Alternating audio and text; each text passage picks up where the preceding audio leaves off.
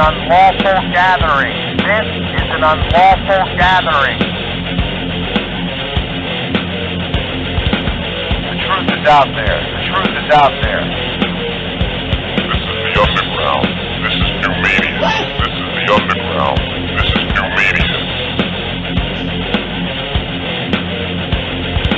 Ranger fans, report to the critical thinking hangar. Ranger fans, report to the critical thinking hangar. And now here is the starting lineup for the New York Rangers. And now here is the starting lineup for the New York Rangers. This is New York Rangers hockey. This is New York Rangers hockey. This is New York Rangers hockey. This is New York Rangers hockey. This is New York Rangers hockey. This is New York Rangers hockey. This is New York Rangers hockey. This is New York Rangers hockey. This is New York Rangers hockey. Good evening, everybody, and welcome to the Blueshirt Underground Show. Today, it is Monday. It is April the 6th, and it's Monday night, and we all know what that means. That can only mean one thing. Ladies and gentlemen, take it away, Eddie. That's right. The 5-5 Boston Patriots and Steve Grogan take on the 2-6-2 New York Jets with Joe Willie Namath. Look at the knee, a shell of a man that he once was. Who will throw more interceptions here at Sullivan Stadium? Grogan versus Namath. I'm saying 6-5. Namath wins the contest. Now back to Dandy Don and the kick.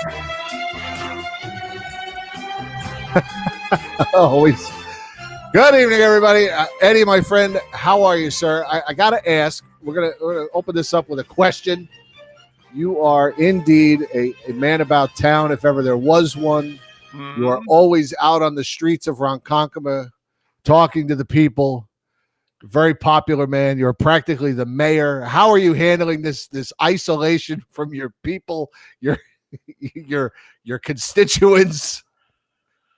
How are you staying in touch with the Ronkonkomites? At a 6-foot distance, I take it as an unserious man as I am. I'm very serious about this COVID-19 thing. I've got a mask. I've got the gloves. It's been little interaction with my my throng of fans and the people who don't seem to be taking this too seriously here in Lake Ronkonkoma. Basically sneezing and spitting on everything they could see. They're just really not.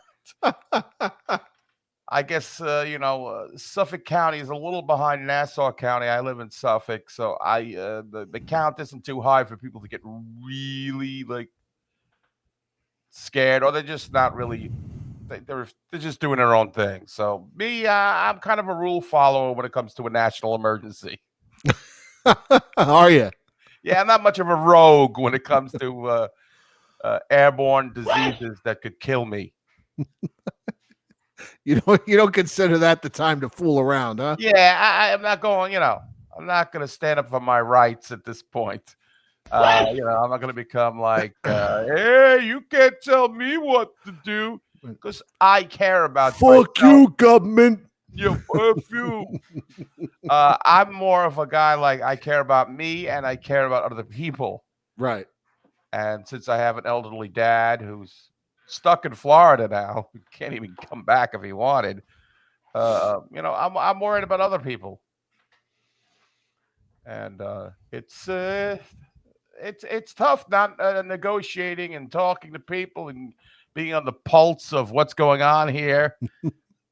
And whatever. Come on, I mean, all of us are. I don't know. I got a lot more aches and pains staying home. I don't know. My shoulders are hurting. I think because I'm laying down more or something. Not that that's even possible, I don't think. But my shoulders are aching, and I don't know. I'm watching too much TV, maybe leaning on a shoulder. This is the life, the horror that I have to live through, binging Netflix and having shoulder pain. Can we get someone to drive by the Geik compound and just throw a roller or one of those roll-ons of Icy Hot out the window at him, so that this man can lubricate himself properly? Stay lubricated, everybody. Right. So everything's going fine, my man. How's everything by you in Pennsylvania? Everything's fine. Everything's fine. We're there is this is a hotbed. Pennsylvania is there's a lot of confirmed cases here because especially up in the Poconos, you got a lot of people from New York that they travel to work, they commute to work in New York City. And any place that, if you look at the map of New Jersey where COVID cases have been confirmed, it's all the places where people are most likely to commute to New York City or come in contact with someone who commutes to New York City. And, New York City is just, to unfortunately coin a phrase, ground zero for this thing. And it has just spread like wildfire. And, hopefully we're going to come out of this sometime soon. At least a flattening. Hopefully we get to the end of April, and if people, stay home and only, I understand you got to go to the store and you got to, you want to go pick up food, stuff like that. But you see these people out playing football in the park and they're playing soccer. What the fuck is wrong with people? These people that are going to these COVID parties on people's front lawns, and we got Pink Floyd tribute bands playing. I mean, really, Pink Floyd? I mean, maybe if the Beatles came back, a couple of the Beatles come back to life and they got together on my neighbor's front lawn, then yeah, maybe I'm going out to hang out and break into social distancing. But not even the real Pink Floyd, a fake Pink Floyd tribute band. We're gonna risk death for a fake Pink Floyd band. That's what's going on in Jersey, by the way. Oh boy. Yeah. True story. True story. The cops broke up a party in Rumson, New Jersey. It was a Pink Floyd tribute band playing a house party on somebody's lawn. Oh, Joe. Joe, we need the Floyd. Comfortably numb, Joe. Joe. Bunch of guys playing Pink Floyd on the kazoo. I mean, are you that desperate to get out of the house? Obviously, I'm not much for Pink Floyd. Yeah, well, regardless of what it was. But still. Well, I did see pictures of people having a party where they're 6 foot, in the backyard, 6 feet away from each other, sitting around. I don't know. Just stay home. You got to work from home. You work from home, and then you go to sleep. Whatever you got to do to get time has to pass quickly. Find a way. Right. But don't do it with other humans. Right. So all is well. I'm working from home. My company, a couple weeks ago, they started offering who wanted to work from home, and so I've been doing that, and which is good. I'm lucky that I work for a company where I have the ability to work from home. So all is well. The kids haven't killed each other yet. Jen and I haven't killed each other yet. That's always a good sign. Once a week we go out to our favorite bar. Does takeout, and we go get. For wing night, we just had it tonight. They come to the curb, they bring you the food, you take it home. We had our wings and a couple of Yanglings, and all is well. Yeah. So. I think I don't like this limited menu they have. Well, yeah, our bar is doing that. Menu I don't like. I like my favorite things. I get the same thing at every restaurant or whatever place. I'm a creature of habit, and then limited menu, Joe. Oh, Joe, limited menu. Oh, Joe, it's just split pea soup and a Reuben sandwich, Joe. That's all they got. Buffalo limited menu, corned beef sandwich. Your name of the place is Wings, Buffalo Wild Wings. Do you have any wings? Right. Yep. Nothing good has happened ever since Ricky Diffendale got named chief fan officer. That's right. That's right. The whole world went to shit once Ricky Zinfandel there. And I know. Yeah, Matt's right. Even Appleberry. We eat out a lot. So I think I know all the main menus for everything. Right. But unlimited menus. But anyway, other than that, I mean, what else? Listen, you're healthy. What's a limited menu? Right. Like I said, you guys are cooking. I see you posting your pictures there on Facebook, some of the delights that you whip up. Looks good to me. Yeah, we've been eating good lately. My wife's made some good stuff too. So It's been good. I mean, it's been good. You know, it's good that you're with people that you actually can stand. right. If you Yeah. were people that, you know, Time was this might have been a much different quarantine. yes, yes. So that's the old person. I guess on the personal front, trying to think. On the Rangers front, I mean, what other than that Zoom disaster, which happened out. Explain to me Zoom, because again, is it a video chat kind of thing? A Yeah, host? it's essentially video conferencing.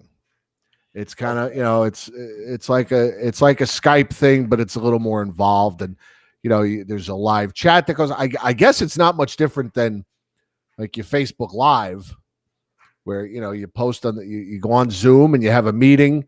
And Tanner, little 9-year-old Tanner upstairs, she actually had a classroom Zoom meeting with her teacher, and they had all the kids Yes. on screen so they could all see each other, because the kids, it's tough on the kids. They don't have any interaction with their kids, their schoolmates and everything. Yeah. So yeah, it's a video chat conference type thing. And yeah, the Rangers in typical Ranger fashion just managed to kind of bollocks this. I think they let the first 500 people come into this thing, and they didn't really vet what was going to happen, and they want control of things. They took Tony D. Tony D wanted to do his own little Q&A. They took that away from him because they wanted to control it. And I don't know how that went, but I guess he did one. And we saw some of the questions that were coming on him just on Twitter because of these mindless idiots. And we'll talk about that in a few minutes. But then the Rangers did this Zoom thing with Keandre Miller, and it unfortunately it went bad. It went bad. Really bad. I mean, it was absolutely disgusting what these people did to me. I mean, I don't know if he was reading the comments, but apparently these comments were being posted and he just kept right on going. I was not in there. I only heard after the fact. I saw screenshots, but from what I understand, this is all going on, and he just kept right on going. So, I mean, I asked people on the interwebs, the friends of the show and everything, to put a link to see what it was all about. I mean, I knew it was bad, and it was racial slurs involved, and people were typing all kinds of nonsense. Then when I saw it, it was just like, I just don't get people. I don't get them. And you know what? And I'm sure this is going to lead into what you're going to. I don't get them in a time of. There's so many things. There's so many important things going on right now. You're taking the time to do this, like whatever this is, whether that person meant typing the N word 5 million times, or he did it just to because he got his jollies, which pick is your what spot. that's all Pick it was your spot. about. Look what I did. Look what I did. Look at me. And it's just a terrible human, and he should be euthanized. I have a whole little Go ahead. tangent about this, but I don't want to take away from it. I have a couple of things I do want to talk about revolving around this virus, but we do want to talk about the Jeff Gordon stuff. We want to pick up where we left off. So why don't we talk about let me finish my thoughts here on the Keandre Miller thing. Then we'll talk about Jeff Gordon, and then we'll come back around with some other COVIDiocy, as I like to call it. So, okay, so this Keandre Miller thing goes down. I think this was Friday afternoon, I believe. It was Friday, wasn't it? And of course, everybody. So of course, you go to Twitter. I'm reading the comments on Twitter, and for some reason, these Twidiots have chosen to, because this gives them an outlet to further blame or direct their anger at Tony D'Angelo, Brendan Lemieux, because they support our president. Now, again, this is as political as I'll ever get on the show. Some of my views lean towards the left. some of my views lean towards the right.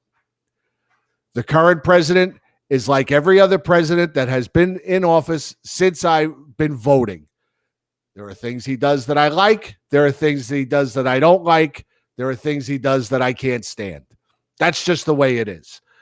To me, there is nothing more dangerous than an extremist, whether you're an Islamic extremist, a left extremist, or a right extremist.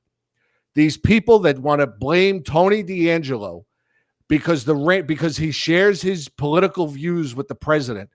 These morons, I can't take these extreme leftists. I had one person, and you know who it is. I'm not going to say their name on the air because I'm not. But you know who it is, and she has been to a few viewing parties. She is an older woman. You know where I'm going, and went off on me on Twitter the other day with a lecture when I tweeted something that had absolutely nothing to do with politics, and she went off at me because she says that racists feel empowered by Trump and that this is all his fault. And I said, that is absolutely ridiculous. A racist does not need to feel empowered. You're going to tell me that racists only came to this country in 2016? Have we completely forgotten our history in this country? It's absolutely ridiculous. And I'm sorry, I can't take people who are too extreme one way or the other. I can't, because they don't want to hear any other views. They just want to blame who they blame, and they go absolutely apeshit. Going off on what do you expect from an organization that employs Tony D'Angelo? Why does Tony D'Angelo have to get dragged into this? Is he the guy who hacked this Zoom video and was calling him these names? Of course not. Ryan, you are spot on, my friend. What did he say?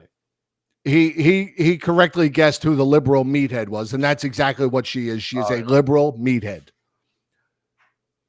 And I told her flat out, I said, I like to believe that in this country, you have a right to believe whatever you want. You have a right to vote for whoever you want. And this person told me, I've cut people out of my family because I don't agree with your politics. I'm like, well, that's your loss. I think that's stupid. There are plenty of things to cut your family out for. I ought to know. Politics ain't one of them. But racism has been around for as long as the white man has roamed this earth. And guess what? It always will be. That's not endorsing it. That's just the way it is. It's always going to be here, right or wrong. It's on both sides of the aisle. It's black, it's white, it's Latino, it's Asian. There's racists in every race on this planet. There is a race of people that don't like another race, or whether it's Jews or Arabs or Muslims or whatever. It's always going to be there. But if you are so angry and so extreme that you have to go off and blame Tony D'Angelo just because you don't agree with his politics. And then I saw some girl that said, don't you understand? His political views are his moral compass. Well, I voted for Bill Clinton way back when. What does that say about my moral compass? That guy put cover up your ears, kids. That guy put his dick in anything that moved. So where was his moral compass? And you know what? I voted for him twice. And I'd vote for him again. Because you know what? I liked the guy. I thought he was a good president.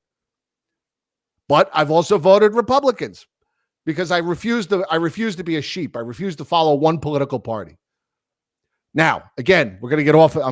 That's all I want to say about that. Just these people, I can't stand it. The connection to Tony D'Angelo they employ. Because these team. This is not you're not putting together a debate team here. Because these left-wing meatheads have to direct every ounce of their anger, no matter what it is. It's all the president's fault. It's all consuming. I would be exhausted. I'd be absolutely exhausted if I carried around this much hatred for anyone. For anyone. I mean, it's just ridiculous. I understand the man is an orange buffoon. I get that. But how many people can honestly say, especially white people, how many people can honestly say that this man affects their life on a daily basis? None. The answer is zero. Get out and live your life. And make sure you rip up the check when it comes from the government if you're so anti-Trump and anti his ideas. I don't care, Costa. I don't care. Because you know what? So what if he has a Gumar on the side? So did JFK. So did FDR. Guess what? They weren't Republicans. I don't care. I don't care. I don't care. Nobody cares about your politics. There is absolutely no reason to tie them in with your hockey team. None. You know when was the last time politics and hockey meshed? 1980. That's it. 1980. Yeah, I don't see the connection. Are you a Ranger fan? But when those guys are on the ice, you don't root for them. I don't Right. know. Right. I don't get it. I mean, I have my own political views, but when it comes to hockey, it's like Sean's saying, I don't care what they are. And I know you're not a big fan. I know you're not a big fan of the president. That's fine. I don't care. It doesn't matter to me. We all can make our choices in this country. It's like you said. To argue about it, either side, you're never going to convince anybody else of right. You know what? You're right. But I don't understand how people are consumed with hatred. I'd be exhausted. How do you do anything else? How do you have time for anything else? Everything with these people is just hatred. I see it all the time, everywhere. Facebook, Twitter, Instagram, people that just all day long with their hatred. I think let it go. There's underlying reasons why they're mad at something else. I don't know what it was. And they find politics. Mike Halleck, I couldn't agree with you more. I'm as big a Springsteen fan as anybody. I could give a shit about but the minute he starts talking politics, turn it off. Mute button. Just sing. That's funny. Sing. A lot of people turned on De Niro because his politics. It's like, why do I care? I mean, I didn't watch The Irishman and go, oh boy, he dislikes Trump. I'm not going to watch this. I watched the movie. It was, was mediocre because it was mediocre. His politics are his politics. He's entitled to them just like we all are. It doesn't mean I have to like them. Doesn't mean I have to listen to them. Well, he's a movie actor. That's the only thing he does for me. I like his movies. That's it. Well, as long as you're on Twitter, you're gonna. I mean, that's the cesspool of of opinions. There's a lot of hate, and there's a lot of ganging up, and there's a lot of what do they call that? Millard Fillmore for life. Yeah, Wendell Willkie. I wish we had Wendell Willkie had made the president. Speaking of which, I'm binge watching the show. The Plot Against America. Have you watched this? How is that? I do want to watch it. I haven't had time to really start anything new and get into something. Just tell me if it's good or bad. It's good. Is it? Yeah. Looks good. It messes with the history. But I like that type of stuff. Alternative timeline type things. Yes. I was a big fan of Fringe. And there was a really good book I read years ago called Fatherland, which was all about the Nazis winning the war, which was really interesting. HBO made it into a really bad movie, but the book was really good. Yeah, I couldn't get into that show. Rutger Hauer was in it. No, this is pretty good. But yeah, I like that type of stuff. I actually saw where were we? Barnes and Noble, but before this all started, maybe about a month ago. They actually sell a magazine, and the name of the magazine was What If History or something like that. And it was a magazine. It was maybe about 200 pages. And it was just different stories. What if this never happened? And then it kind of does a timeline with a few articles. What if JFK was never assassinated? He's actually on the cover, what he would look like today. And it was pretty interesting. I was kind of thumbing through it, and then I saw it was $28 and I put it down. I read about as much of it as I was interested in, and I kept going. I did watch the first season of Man in the High Castle, Sean, and then I just kind of lost track of it. I just kind of never got back to it. And one day I will. Same thing with me. I started watching and then I kind of meandered away. The Witcher is very good on Netflix if you're into the kind of shit that I'm into. Haven't seen that yet. Heard good things about it. Yeah. And what else am I watching? Well, everybody's watching Tiger King. I'm not. I haven't watched it yet. Yeah. See, you're kind of a little bit contrarian. Like, I'm not getting into that. Everybody's talking about it. It just, I don't know. It just doesn't look like it would interest me. It's hard not to get a little bit like, what the fuck? like people really exist like this. Ozark, which I've been a big I've heard that's really good too. Sean McCaff, who's here in the chat with us, I know he's a big fan of that show. Yeah. And no Rangers hockey. That's always I noticed that a lot of these I don't know, I guess like these YouTube channels that have like the rights to like video, and they've been showing some old games, like not old, but like 2014. The MSG I think did something too, right? They did some Ranger games. Yeah, they showed all the Eastern Conference Finals from 2014 on. I think they showed it on Sunday. But of course, it's only available if you get MSG. So those of us out of the area were kind of screwed. I really have no I don't want to go back. Like, to me, as a collector, I like to go back. I collect basically the 80s and 70s, and most of them when I was a teen. Right. To kind of rewatch those games, and but I can't really watch like a recent game again, like a live streaming party or whatever they have, and you're like everybody's, and they do horrible numbers on these games. It's like 8 views. It's like who's watching? Nobody wants to see. You can't sate me until real live hockey is back. Tony Luigi says Ozark is great. Yes, it is. Now, did you see the latest? As far as hockey goes, they're talking about resuming the season in neutral sites. Did you hear about this today? Came out. Did not hear about it.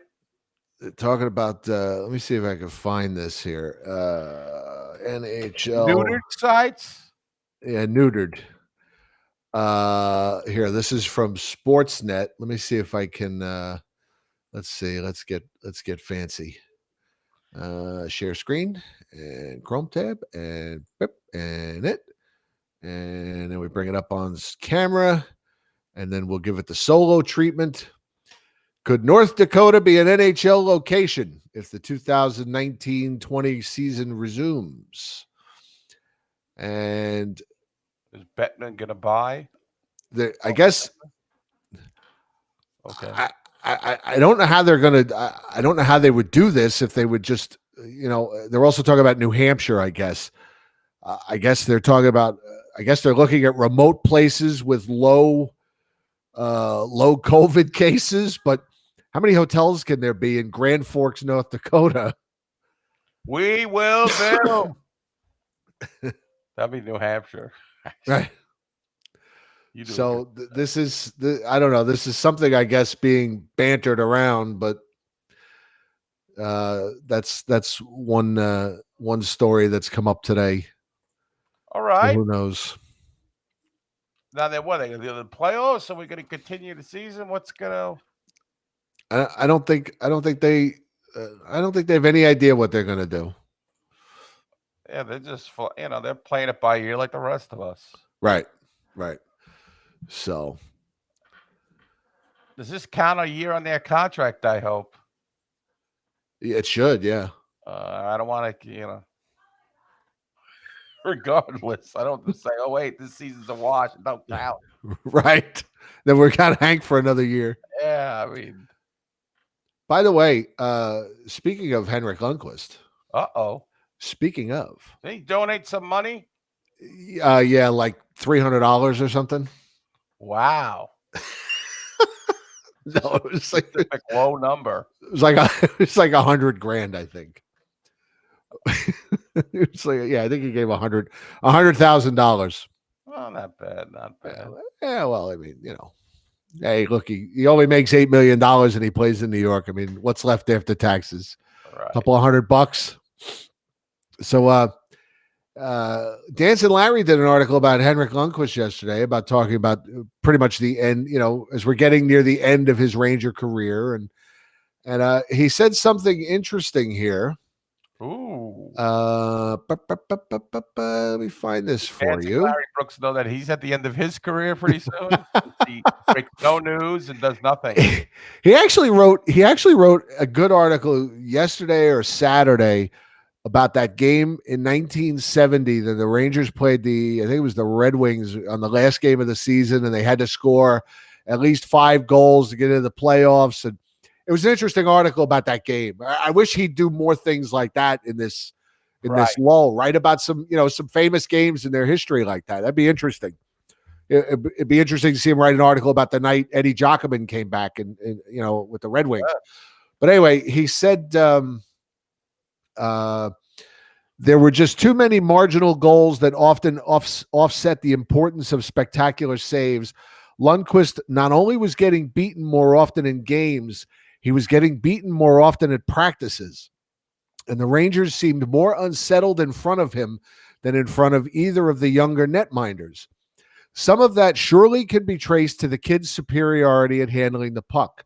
But I wonder if part of the phenomenon wasn't also a reflection of the gap between most of the Rangers, young and just getting their feet wet in the NHL, and Lundqvist, a generational player.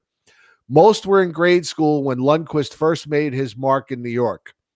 Now, correct me if I'm wrong. Uh-oh. But didn't I hear on a video show, or maybe it was a radio show, a podcast, a video cast, a couple of guys talking about how there was just maybe no connection anymore between Henrik Lundqvist and all these young guys on the team. Didn't we say that? Or I should, maybe I don't want to give away their identity. Didn't I hear somebody say that like a year ago? Thanks for listening. As always, Larry, we love you. He's going back to our old broadcast to get material. He's going through the archives now. He just got Spotify and he's finding all our old shows. I mean, whatever it is, it's true. I mean, you would think it's true. These guys, Henrik Lundqvist to them is just like, he's an older dude. Like, he's not like, they don't look at him with the awe and the respect of his past. They see him as an older guy who's 38. Could you imagine when you were 20 years old and somebody said, you want to hang out with a 38-year-old? You were like, that guy's old. Right. I'm a 38 now again, but still, there's hanging out with 38-year-olds. There's no connection. These guys didn't go through playoff runs with Henrik Lundqvist. They didn't, They're not hanging with him. They didn't fight the wars with Henrik Lundqvist. It's understandable. These guys just look at, he's just the old guy over in the corner that everybody, bows down to. And a lot of times when you're a player and you are aware of how good a person has been in the past, it can change your decision making and can get in your head. You're coming on a breakaway on Henrik Lundqvist. You say you're Joe Thornton or whatever. His past, and he's a peer of yours. So that kind of like can get in your head. When you're a young guy and you just see an old dude in the net, it doesn't play on your mind. And when you're defending as well, as Dance and Larry Brooks talked about, you may say, oh boy, I got to do a little extra to cover for the old guy who can't stick handle as well, who's a little bit slower, right? Not as quick with the reflexes as Georgiev or Shesterkin is.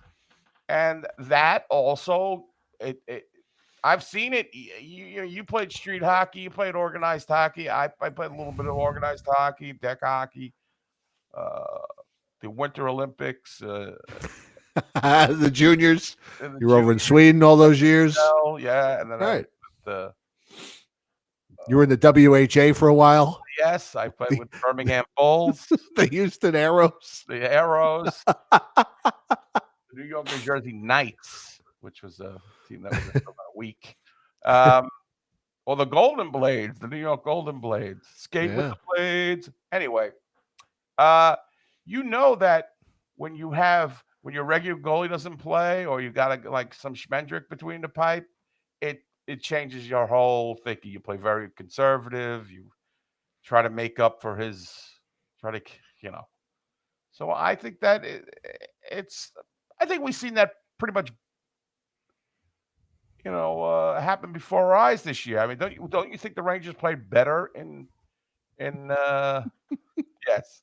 I played for the Long Island Ducks or the Sox at the Comac Arena. Also, the Long Island Cougars. They were like an independent league. I forget what league they were in. They played at the Comac Arena, which is no longer there anymore. Or the Islanders would be playing there. So yeah, I think he's spot on. Now again, like you said, where did this thinking process come? Probably from something you said, or I said, or we both said, or somebody in the chat room said. Right. A lot of times we get a lot of pearls from the chat room, and it winds up on a copy on in Newsday. We do appreciate Larry's listenership, though. What is he on the Post or the Daily News, Larry? Post. Yes. So There's something on it. Oh, that's my hair. Okay. Oh yeah, I saw you got a haircut live on Zoom. What happened? Live on Zoom. No, my daughter gave me a haircut. And I've had my hat on now for a while, so you can't really tell. But she didn't do a bad job. No. She did all right. She got it done, and I'm good to go for another couple of weeks while we continue to endure here. Yes. The one main thing I was worried about was how am I going to get a haircut? So my wife did mine. Looks good. See? Did a fantastic job. It don't take much from me. Just shave. Scared the hell out of the cat. Not my haircut, but the buzzer. So what else? So we had the Keandre Miller racist. The Rangers signed somebody. Who did the Rangers sign? They signed an odd college kid again. Yes, another college player. Let me see if I can find his name here. They're doing a lot of other teams doing signings. Is this just a Ranger thing? During COVID-19, they're scouring the campuses. Justin Richards, NCAA center and defensive specialist. Justin Richards from Minnesota, Duluth. Oh, Joe, he's from Minnesota, Joe. Oh, Joe. Played for Red Barons and Joe. He's got his sausage in one hand, Joe. He's 5'11", 192 pounds, just turned 22. Too small. Too small. Defensive small center, no thanks. For the second straight season, Richards was named the top defensive forward in the National Collegiate Hockey Conference. And he is outstanding on faceoffs. Whoa! You know, if I make fun of this guy, he's going to wind up playing. And a 50-goal scorer. He's a 50 goal scorer, and he's defensive? No, I'm saying after you make fun of him, he's going to wind up a 50-goal scorer. His father is Tampa Bay Lightning assistant coach Todd Richards, who was formerly the head coach of the Columbus Blue Jackets and the Minnesota Wild. Richards is the third college free agent signed by the Blueshirts after Patrick Kodorenko and Austin Rushoff. So we keep Russian Bear, Austin Rushoff. Yes, and the last undrafted free agent the Rangers signed from Minnesota Duluth was one Neil Pionk. Neil Pionk, now a Winnipeg Jet, doing pretty well this year for. I mean, we know what Neil was. Neil wasn't bad, but it was just like, come on. Does anybody know if Justin Richards is Italian? That's all that matters right now. That's right. if he's Italiano. To Well, keep stockpiling these Goombas. well, the Rangers are stockpiling. I mean, I think Hartford was taking a little bit of a dip there, but they certainly have improved the franchises. This has got to be the best Hartford team we've ever seen. Yes. Why don't they show some Hartford games so I can watch the Hart? You can watch Vinny Lettieri. Watch some of these old Hartford games. Right? I would watch that to see who's good, who's an up and coming. Oh, I like this guy. Get me interested, Rangers, on that MSG network. So what's to see Nothing. you and Bill Pito and some stiff talk about the Mets or the Yankees or the whatever. They're not even on your network. What are you talking about them for? Here's another showing of Game 6 from the 1994 Eastern Conference Finals. That's what you get. That freaking again. I mean, come on. Move on.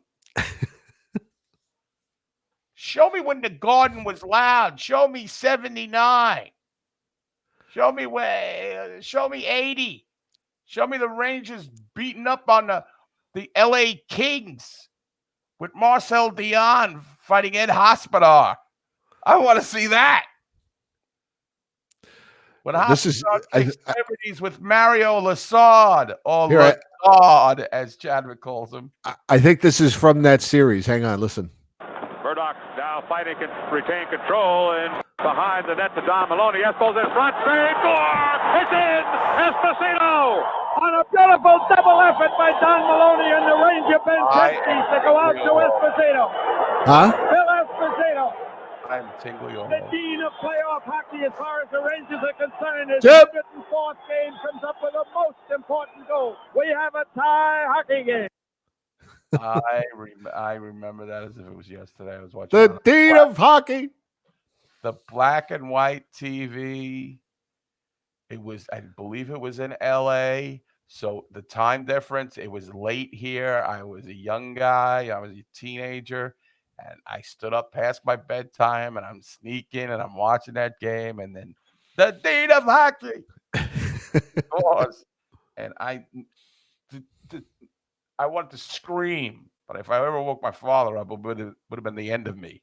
So I had to hold it in. So, yeah, show me some of that. But, MSG was, in their infinite wisdom, had all these games, and they decided, well, who needs these tapes for prosperity? Let's tape over them. So, like your old VHS tapes, you'd be like, who wants to see this Murder, She Wrote again? I'm going to put Barnaby Jones over this. Yeah, I'm going to put Barnaby Jones or the Osmond family is going to be on tonight. Let's tape that.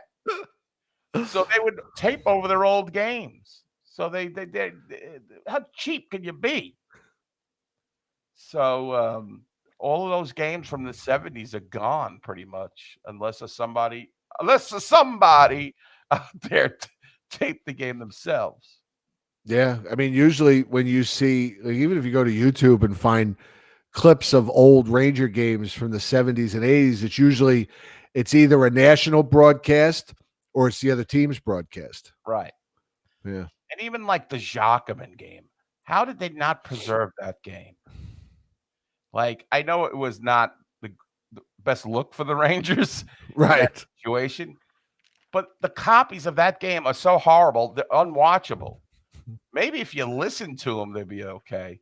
But the fans, when they're actually booing the Rangers as they're taking shots on Jacquemin in that game, that must have been amazing. It's absolutely like, I don't know. It's awesome. That game they should be showing.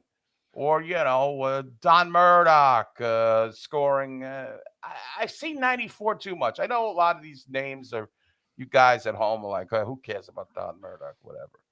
But for me, I only care about me right now because it's the COVID-19 culture.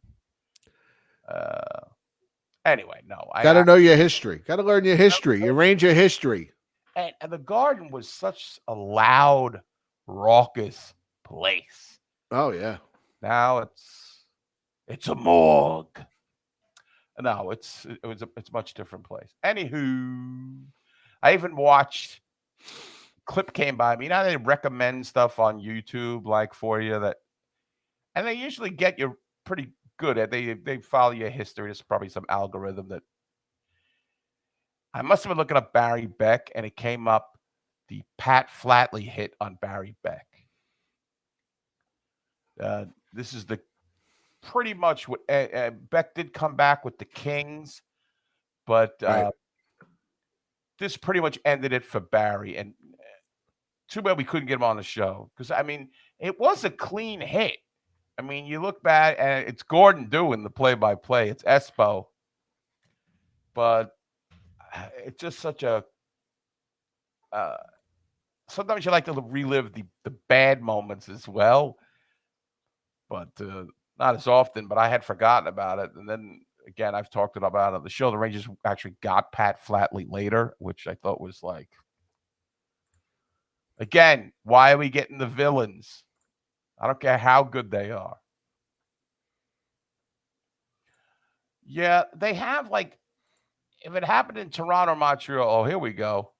And the tide turns. Let's see if we can get in trouble. And a 1-1 hockey game, 9:28 to go. This is some audio quality. You are watching some hockey game, folks. We all are. See how low the glass is there? Yeah. No net. Save. Look at Glenn Hanlon. Oh, stop that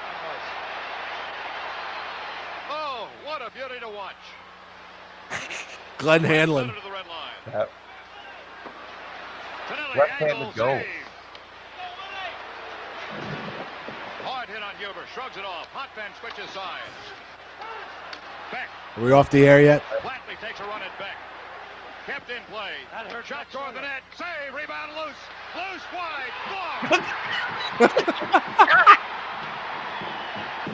Look like the Zapruder film. His shoulder got hurt. Yeah. Barry Beck nailed it. He hurt his shoulder when he ran into Flatley. And then Brent Sutter picked up the puck and scored. Barry Beck is in wicked pain. He's in wicked pain, Sam. Wicked pain. Wikipedia. That's some great quality video. It's really well preserved. Like just me, no ads on the boards and no Ranger logo on the ice either. Yeah, that was weird. The circus must have been in town. Well, yeah, because that was the playoffs, wasn't it? Playoffs. So yeah, there would have been the ice was kind of, there was no logos when the circus was in town, I think. And I think if Barry Beck would have continued as a Ranger, I think his name would have been up there, regardless of cups. He was very beloved. He was the captain. He was. And he would stick up for teammates like nobody's business. He would jump the bench to defend a teammate. He didn't care what. But so anyway, he's wicked hurt, apparently, to Phil. Espo back in the bench. Rangers got a player like that before his prime even got here. I mean, he was already like a big time defenseman, but he was like, what, 22, 23 when he came to the Rangers? Yeah. I mean, really, he should have played for the Rangers for at least 10 years. At least. He was all around, too. You talk about a guy. Oh, yeah. Defense, and he had a great slap shot, and, of course, the shoot the puck Barry chant. Shoot the puck, Barry. Shoot the puck. Shot. I don't know. So. The circus, Patty, it was usually in March. The circus was when Phil Esposito took over as GM. Yeah. I remember on those circus the days they'd have to start. They'd have the 8:30 starts. You remember those? Yeah. They had to play at 8:30. And God, so imagine being like the third-rate citizen in your own arena. Did he hold it? Yeah, I mean, they've been around. You know, they're around 60 years at that point, and they're a third-class citizen in their own arena. They still are. Like the Knicks still. I don't know if it's a ratings thing. Maybe the basketball does better ratings, so that's why they get preferential treatment. But I don't understand why they're always on like MSG 14 instead of preempting the Knicks. Yes, just me. You're right, man. Those Sunday night games every Sunday. What Sundays they used to be? Jets and Giants football all day Sunday, and then at nighttime, just when you didn't get hit hard enough with the pain and misery, you had to watch Right. Rangers. Well, it was I all day hockey. I, I remember once when I was a kid, my father had tickets to a Sunday night game, and it was a circus. It was when the circus was in town, so it was an 8:30 game against Montreal, and the Zamboni broke, and in those days there was only one. Yeah. So the game started. I don't know how late it was, but the game started late, at 9:30, maybe 10 o'clock, something like that. So the game was over very late, and I had to go to school the next day. I got up the next morning. I was so exhausted. I begged my father to let me stay home. You're going to school. If I got to go to work, you're going to school. Ah, Thanks a lot. So, yeah, I had to go to school. And they lost, of course, because they never beat Montreal in those days. oh, yeah. They didn't beat anybody in those days. No. You had to wait for like the Cleveland Barons, the Rockies to come to town. Yeah. You know, they would always play well against the Islanders in the regular season. They always give them a run for their money. But so that's the yesteryears. I don't want to see the Pat Flatley hit on MSG 24/7, but show us some. Go in order. Go 80s, 90s, double zeros, 2010s, whatever you got to do. Come on with some. Listen, they should hire us. And the people in this chat room, the thousands of people in this chat room joining us on YouTube Live, they should hire us to give them some programming ideas. Right. What we would watch, the Ranger fan would watch. I mean, whatever. I don't want to see every talking head they have on MSG is worthless. They're not an interesting character in the bunch. And I guess this goes back to Tony. What they squash Tony D's come on in Zoom chat? What'd they do? No, well, he was going to do, I think he was going to do a Q&A just himself. Just got up one day, put it out on Twitter. Hey, I'm going to do my own Q&A. And the Rangers said, no. No.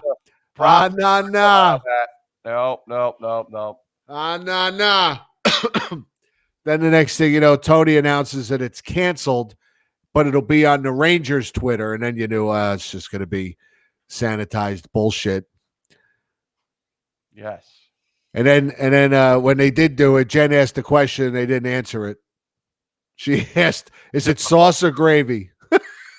Oh, well, that's a good question. It is a good question because he's fun like that. So it would have been fun to hear his answer.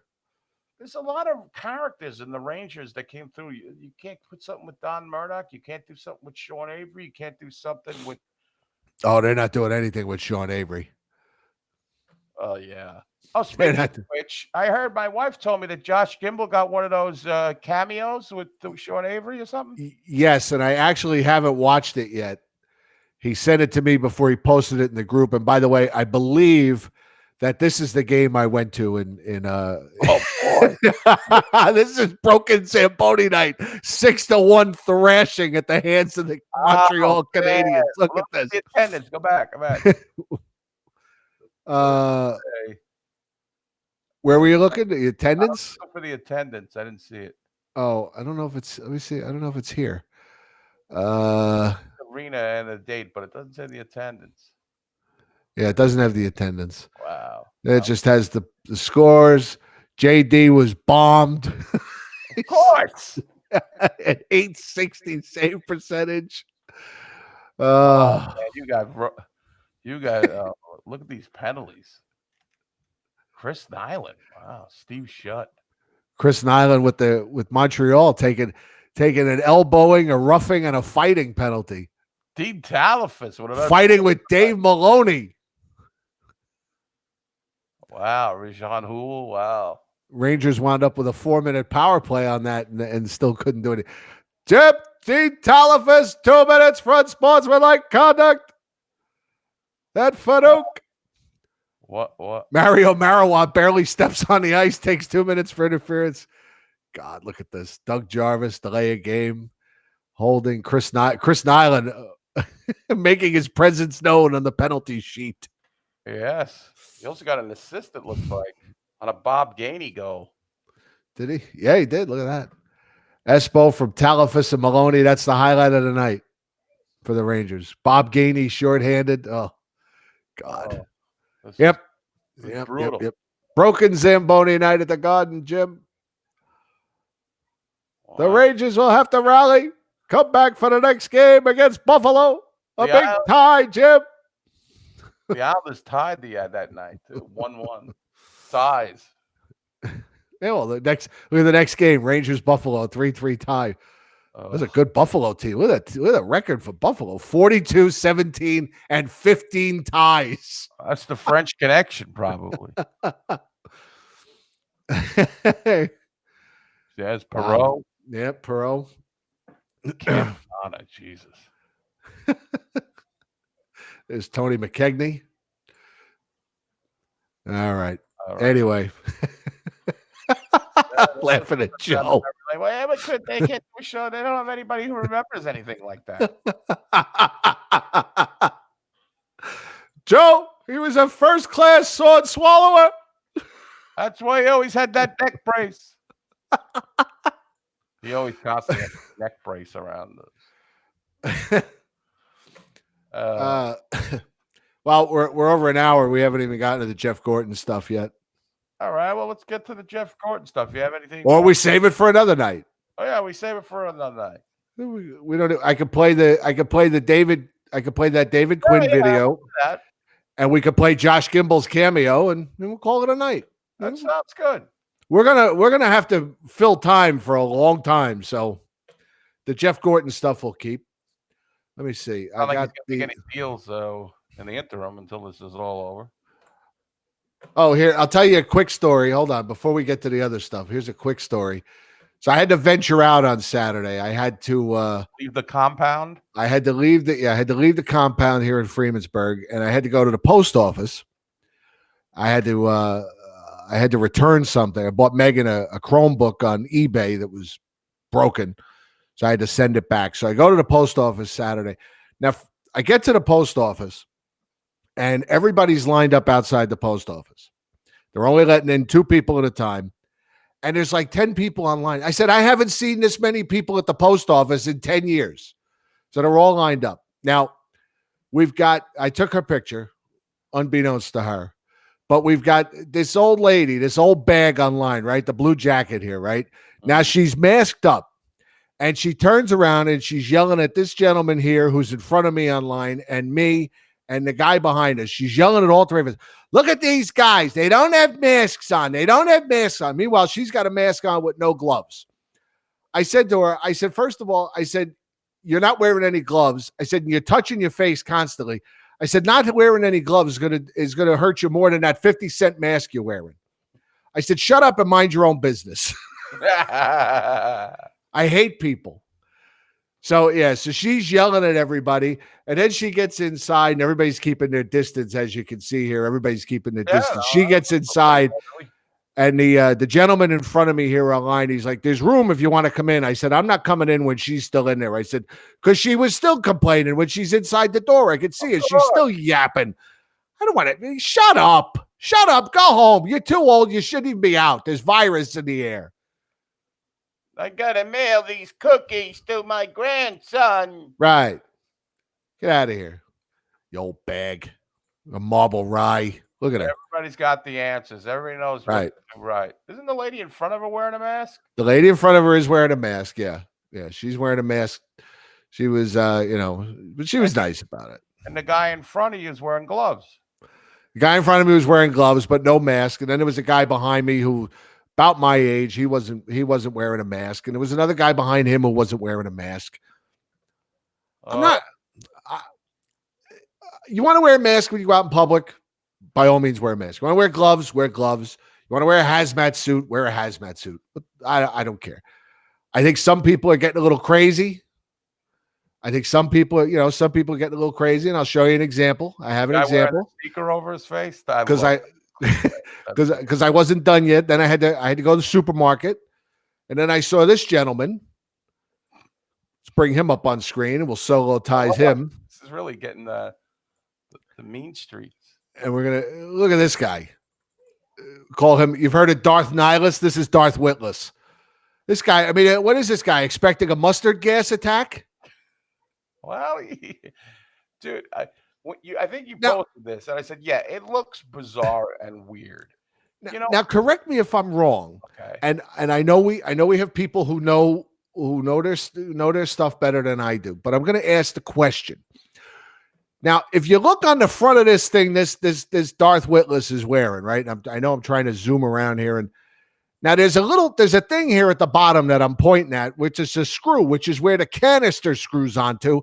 Isn't that where you get your oxygen from? That I don't know. I'm not, because my thinking is this guy's got no canister on this thing. Isn't he just breathing in his own CO2 and getting no oxygen? Maybe that's why he's Darth Witless. Right. He's Darth. Hi, I'm Darth Nihilus. This is Darth Witless. Yeah.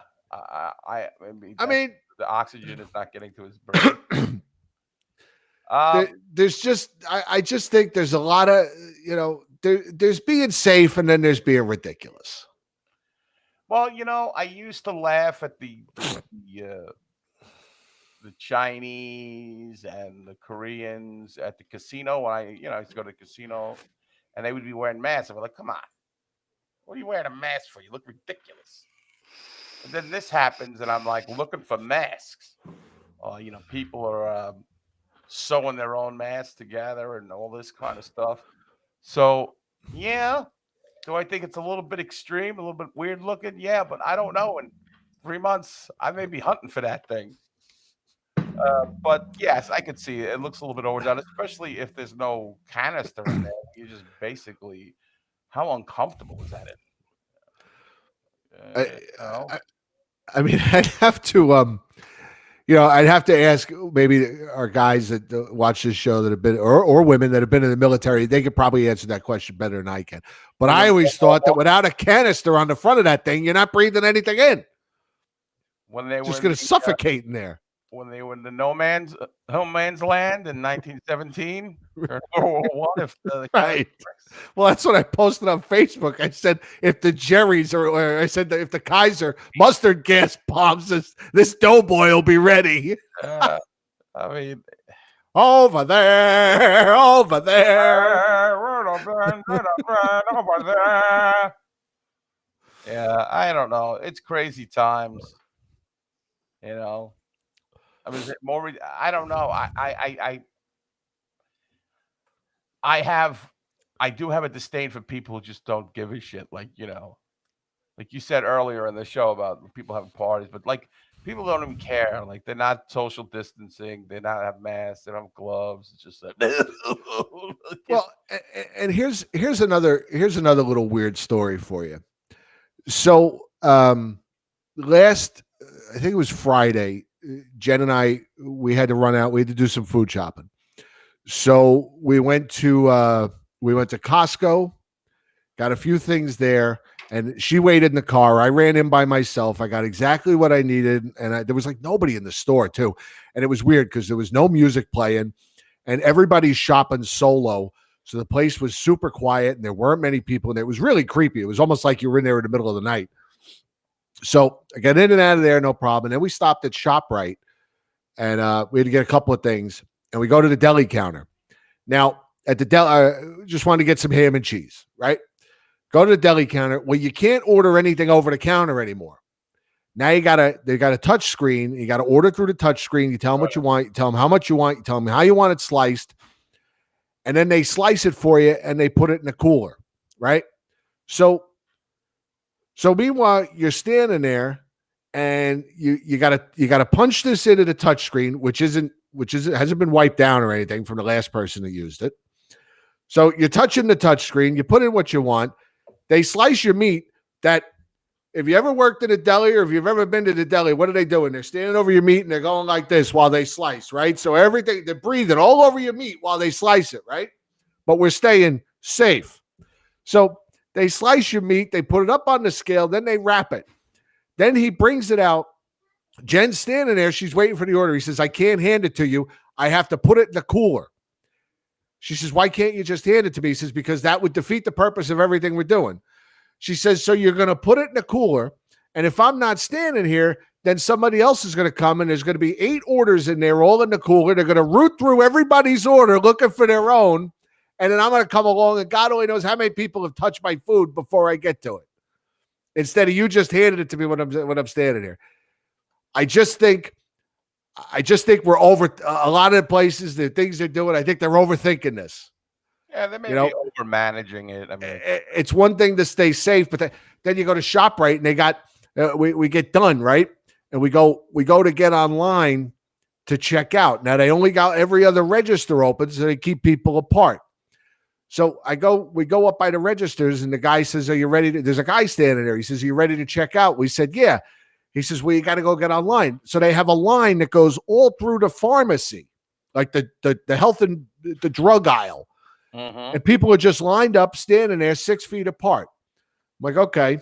So instead of just, lining up at each register, we're going to stand here next to the displays, touching stuff, breathing all over the stuff that's here on the displays for 10, 15, 20 minutes as we move along 6 feet apart.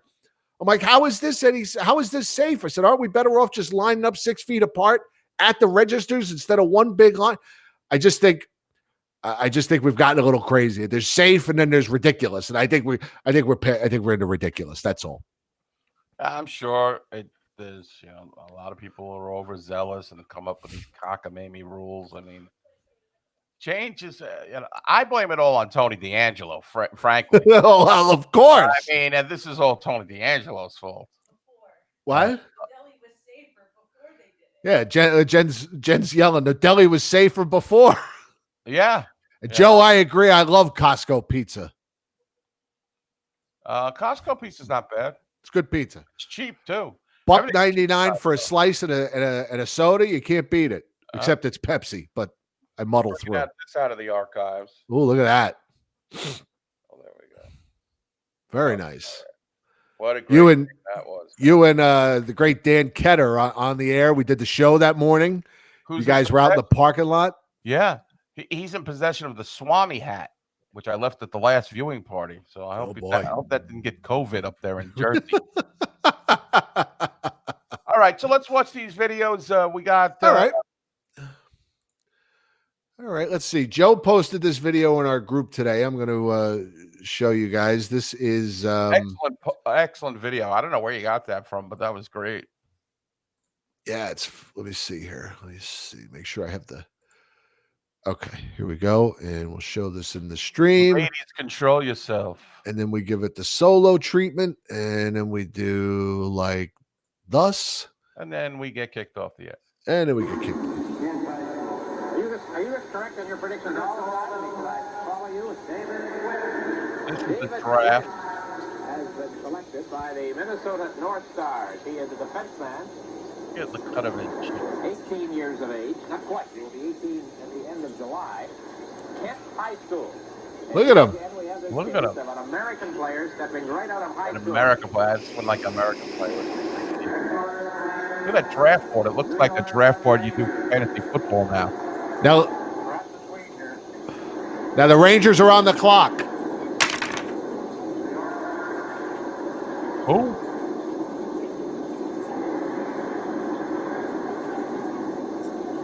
So David Quinn's been selected, and now the Rangers are on the clock. Paul Rosenblatt, he's a lawyer from Manhattan. Is going to make the pick. I have no idea who this guy is. Who is this guy? Can we get somebody who can... Jim, we've got Sid Glatt from Brooklyn here. He's making a pick, Joe.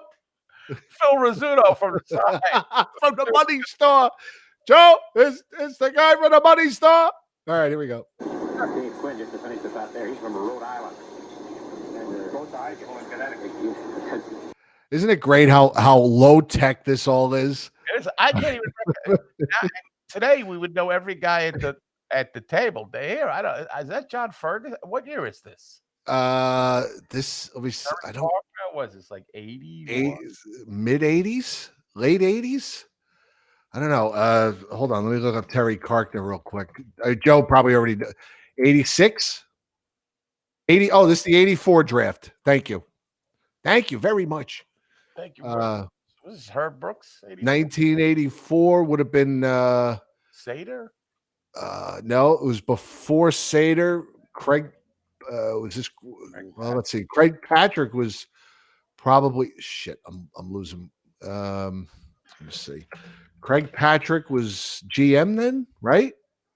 84. Yeah. Sean picked up. Look at the ashtrays too. Hold on, I'm still scrolling back trying to figure out the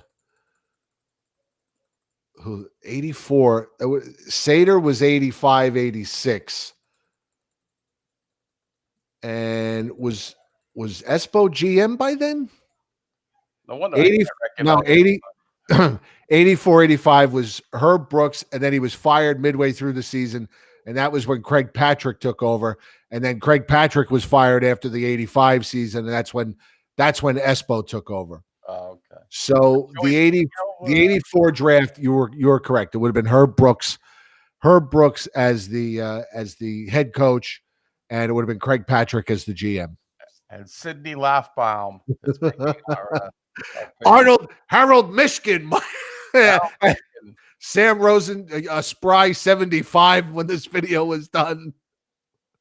I don't recognize any of these guys. You get the high school, Morasso, Watt, Carpenter. Now we have another one. Well, there's Craig Patrick. Yes. So him I recognize. I don't know who these other guys are. Rangers are fond of Swedish players. The highest rated is Michael Anderson. The New York Rangers please declare Terry Karkner. Now this wasn't a bad pick because Terry Karkner was a tough defensive defenseman. He played a long time in the NHL. So he did 11 years. Rosenbaum made a great pick. Only played 1 year with the Rangers. I think he was in the trade for Ogrodnik. He was traded away for John Ogrodnik. Traded to Quebec by the Rangers with Jeff Jackson for John Ogrodnik and David Shaw. I don't think that's Sonny Werblin. I think Werblin was out of the picture by now. Maybe. Sonny Werbelin's an agent, though. I don't know. I mean, he didn't own. I believe he was the president. I don't know. Let's see. Trying to see if they have the. They don't have it listed on the. I'm trying to see if they have the Rangers like front office listed anywhere, but I don't see it. We'll have it by next show. We're going to show this every week. You know that Terry Karkner was picked right after David Quinn. What other Rangers show is talking about Terry Karkner? Nobody. That's why we're number one. Larry Brooks will have an expose on Terry Karkner. There he is. There he is. He's a big boy. He was big, man. He could fight too. To be claimed in NHL entry drafts. And that's Nice why jam. the Toronto Marlborough, who also had 81 players taken over the year. So Terry Karkner leads the tie between two Ontario hockey rivals. And a growing boy at the age of 18, 6'3", Accompanied by security, Jimmy Hoffa. And John Rosasco. John Rosasco. You know, it's amazing. It's amazing that even then, even in 1984, this team couldn't hold on to its number one draft picks. Yes. Couldn't wait to trade them. Yes. I like how he's like the guy, whoever it is, if it was Sonny Werblin or Stan Lipschitz, the guy that is like, what do you say? We claim, not that we pick, which was weird wording, I think. Right. The New York Rangers will claim a claim. Beautiful. It's Werblin. All right. Well, we'll check it out. Well, according to his Wikipedia, Wikipedia. It's Sonny Werblin took over head of Madison Square Garden, including the Knicks and Rangers, in 1978. And then in 1984, he gave up day-to-day control of Madison Square Garden, but remained chairman of its board of directors. So it may be him, but that guy has a little more hair than I seem to remember Sonny Werblin having. Do you know Sonny Werblin was Johnny Carson's manager for a bit? I did not know that. Yes. That's where he got his claim to fame, Sonny Werblin. He was a entertainment manager. I believe one of the first things Sonny Werblin did was to bring Ulfie and Anders Hedberg to New York. He was a showman. He wanted to get the Rangers on the front pages again. We've discussed that. Right.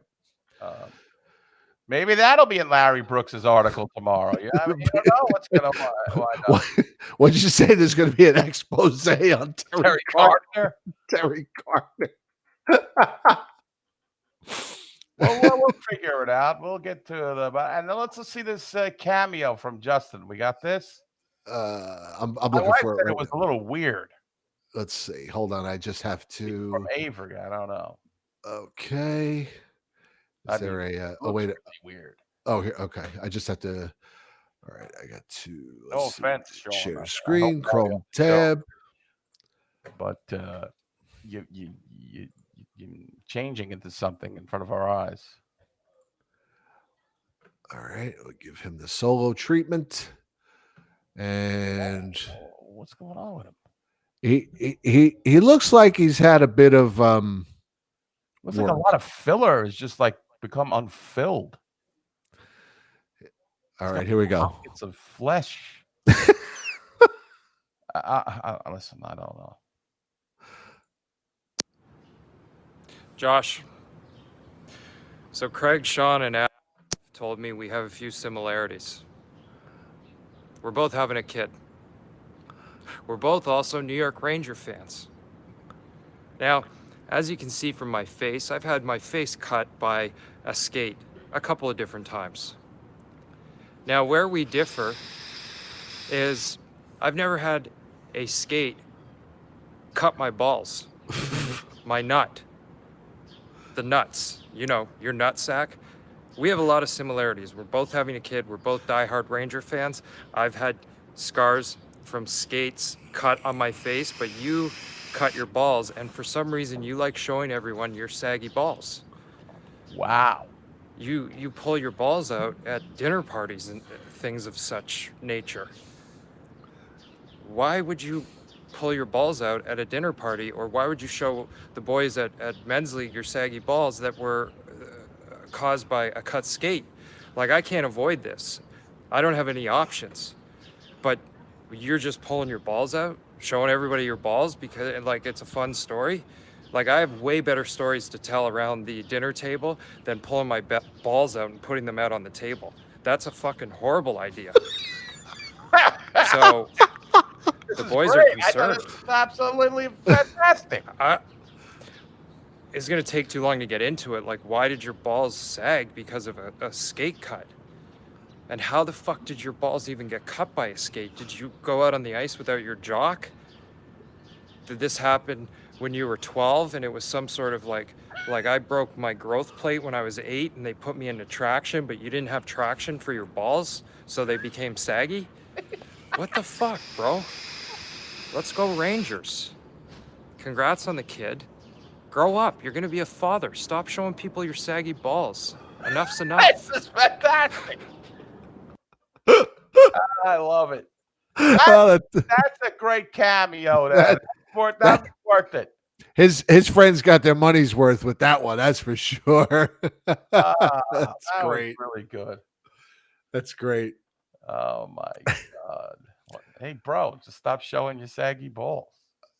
What I wouldn't give to have him on the show I would give 4 hours of Sean Avery one night. It's fantastic. I mean, he's got to have some stories, boy. Well, so a lot of them are in this book, which we tried to have him on when he had the book.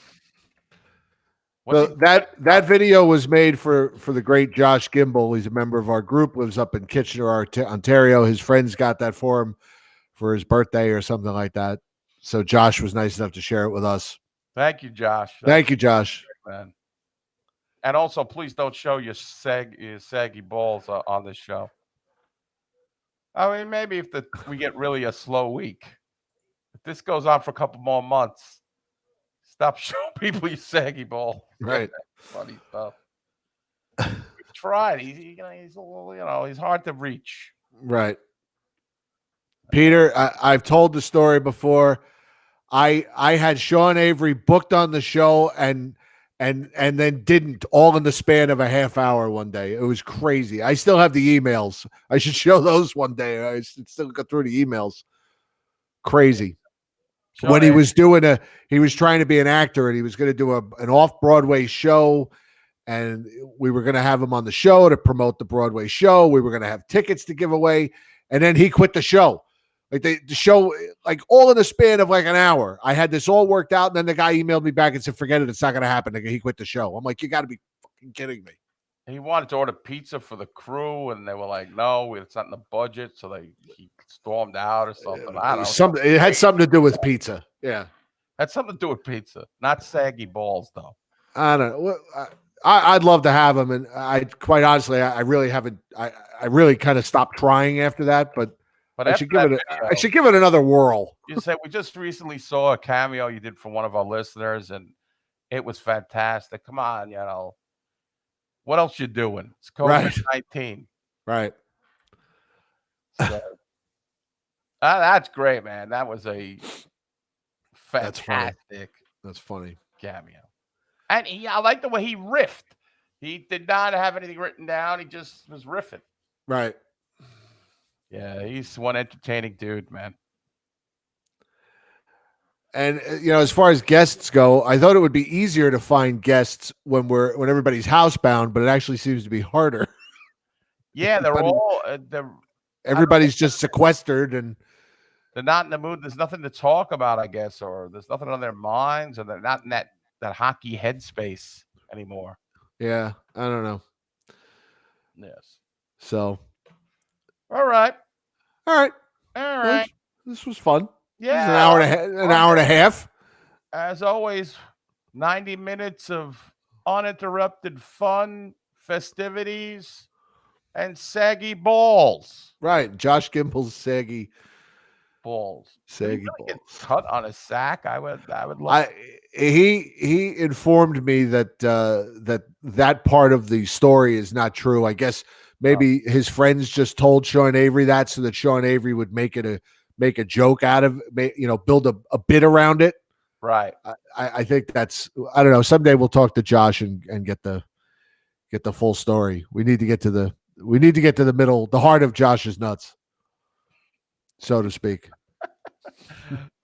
I'm looking forward to it, my friend. I want to thank the hundreds of people who joined us in the live chat. Support us on Patreon if you haven't.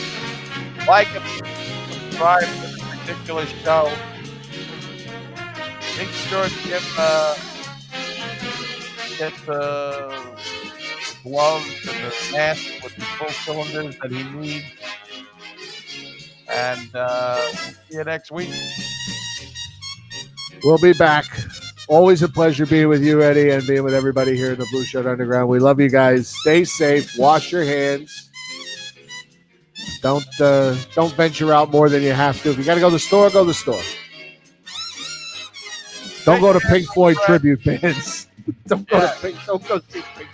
Don't see anything for a while. Watch your hands. Right. All right. We love you. See you soon. Good night, everybody.